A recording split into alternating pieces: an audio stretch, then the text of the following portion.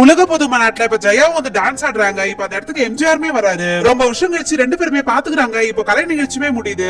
அங்க இருந்த ரசிகர்கள் எல்லாம் பயங்கரமா கிளாப் தட்டுறாங்க.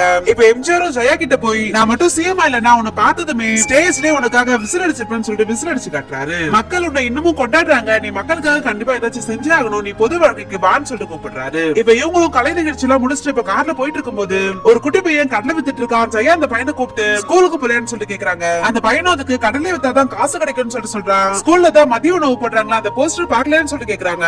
நான் அந்த சாப்பாடு சாப்பிடுறதுக்கு இந்த போஸ்டரை சாப்பிட்டு போயிடுவேன்னு சொல்லிட்டு சொல்றான். இந்த பையன் ஏன் இப்படி சொல்றான்னு சொல்லிட்டு இப்ப அவங்களும் ஸ்கூலுக்கு போய் பார்த்தா அந்த ஸ்கூல் கொஞ்சம் கூட பராமரிக்காம வாயிலே வைக்க முடியாத அளவுக்கு ரொம்ப கேவலமான ஒரு கஞ்சிய காசு அங்க இருக்கிற ரெண்டு குழந்தைங்களுக்கு போடுறாங்க. அந்த குழந்தைங்களும் பசியில அது குடிக்கலாம்னு சொல்லிட்டு பார்த்தா நான் குடிக்க முடியாம இப்ப கீழே துப்பிட்டாங்க.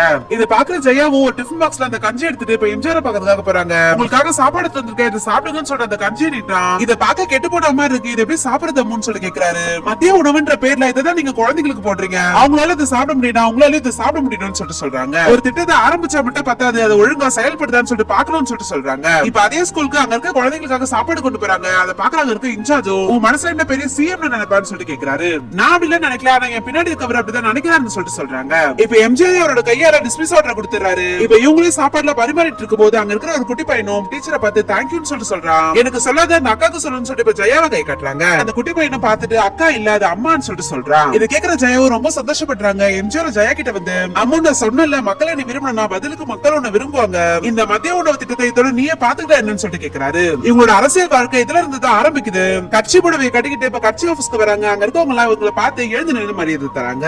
இப்ப இவங்க அந்த மதிய உணவு திட்டத்தையும் நல்லபடியா பாத்துக்கிறாங்க. குழந்தைங்களும் இப்ப ரொம்ப சந்தோஷமா ஸ்கூலுக்கு வந்துட்டு போறாங்க. இப்படியே அரசியல்ல படிப்படியா வளர்ந்து ராஜ்யசபா எம்பி ஆகி இப்ப டெல்லிக்கு போயிட்டாங்க. பிஎம்ஆ இருக்கிற இந்திரா காந்தியை மீட் பண்ணி கூட்டணி பத்தி பேசி முடிவு பண்ணிட்டாங்க.